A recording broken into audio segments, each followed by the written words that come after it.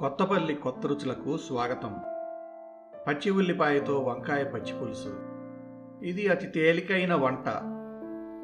ఉల్లిపాయ తరుగుని వేయించకుండా వాటిని అలాగే పచ్చిగా ఉపయోగించి అమృత సమానమైన పులుసు కూరలను మనం చేసుకోవచ్చు. ఈరోజు మనం ఉల్లిపాయ తరుగుతో వంకాయను కలిపి ఎంతో రుచికరమైన పచ్చి పులుసుని ఎలా చేయాలో చూద్దాం. మన తెలుగువారి సాంప్రదాయ వంటల్లో ఇది ఒకటి.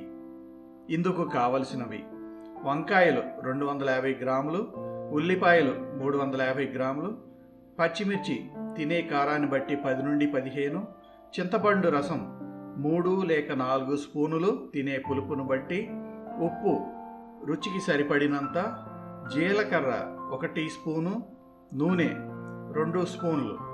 తయారు చేసే విధానం: మనం చేసుకోబోయే పచ్చి పులుసుకి ఉల్లిపాయ ఎక్కువే పడుతుంది. ఒక గిన్నెడు పచ్చి పులుసు చేసుకోవాలంటే ఆ గిన్నెలో సగం ఉల్లి తరుగే ఉండాలి. కాబట్టి కొంచెం ఎక్కువ ఉల్లిపాయలనే తీసుకొని వాటిని చిన్న ముక్కలుగా తరుక్కోవాలి. అలాగే పచ్చిమిర్చిని శుభ్రంగా కడిగి ప్రక్కన పెట్టుకోవాలి. చింతపండును కూడా రసం తీసి ఉంచుకోవాలి. ఒక గిన్నెలో వంకాయలు మునిగేంత వరకు నీటిని పోసి అందులో 1/2 స్పూను ఉప్పుని కలపాలి. వంకాయలను వీడియోలో చూపించిన విధంగా చక్రాల్లాగా తరిగిన వెంటనే ఈ ముక్కల్ని ఉప్పు కలిపిన నీరు ఉన్న గిన్నెలో వేయాలి. ఇందువల్ల వంకాయ ముక్కలు కండ్ర ఎక్కకుండా ఉంటాయి. ఇప్పుడు స్టవ్ని ఆన్ చేసి దానిపైన పాన్ని ఉంచి పాన్లోకి కొంత నూనెను వేయాలి.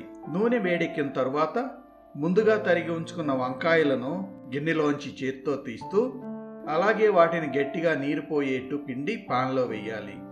తరువాత పచ్చిమిర్చిని ఉప్పును కూడా వేసి అన్నింటినీ ఒకసారి కలియబెట్టాలి.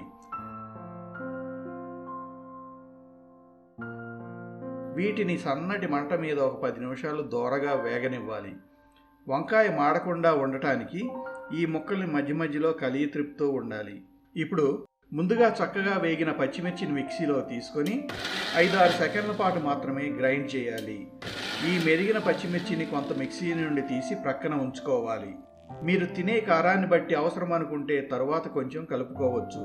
తరువాత ఈ మిక్సీలో ఉన్న పచ్చిమిర్చికి వేయించుకొని ఉంచిన వంకాయ ముక్కలను కొంచెం పచ్చి జీలకర్రను కూడా చేర్చి ఈసారి మిక్సీని 1 సెకండ్ పాటు ఆన్ ఆఫ్ చేస్తూ వంకాయ ముక్కలు కొంచెం ముక్కగా ఉండేట్టు కచాపచగా గ్రైండ్ చేయాలి. ఇప్పుడు ఒక గిన్నెను తీసుకొని దానిలో ముందుగా తరిగి ఉంచుకున్న ఉల్లి ముక్కలను వేయాలి. ముందు చెప్పిన విధంగా మనం తీసుకున్న గిన్నెలో సగం వరకు ఉల్లిపాయ ముక్కలే ఉండాలి. ఇప్పుడు ఈ ఉల్లి ముక్కలలో గిన్నె అంచుకు కొంచెం తక్కువగా మంచినీటిని పోయాలి. తరువాత అందులో చింతపండు గుజ్జు, రుచికి సరిపడినంత ఉప్పు వేసి వీటికి గ్రైండ్ చేసి ఉంచుకున్న వంకాయ పచ్చిమిర్చి మిశ్రమాన్ని కూడా చేర్చి బాగా కలపాలి. ఇంతే, మంచి రుచికరమైన పచ్చి పులుసు తయారు. ఈ పచ్చి పులుసుకు తాళింపు వేయాల్సిన పనే లేదు. ఈ పచ్చి పులుసుని అన్నంలో కలుపుకొని తింటే అద్భుతంగా ఉంటుంది. ఈ వంకాయ పచ్చి పులుసు కనుక మీకు నచ్చినట్లయితే మరిన్ని రుచికరమైన వంటకాల కోసం మా ఛానల్కు సబ్స్క్రైబ్ చేయండి. సబ్స్క్రైబ్ బటన్ ప్రక్కనే ఉన్న బెల్ బటన్ని యాక్టివేట్ చేయండి. అంతేకాకుండా ఈ వీడియోకి లైక్ కొట్టి మీకు తెలిసిన వారికి ఈ వీడియోని షేర్ చేయండి.